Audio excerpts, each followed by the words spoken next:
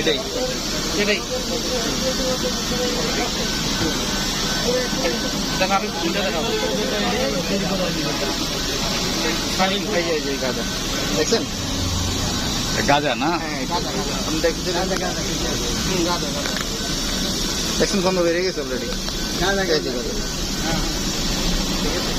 ওকে, আসামি কই? চাপেন চাপেন আপনি। নিচে যান নিচে যান নিচে তো নিচে তো নিচে সমস্যা নাই তুমি দাঁড়াই কথা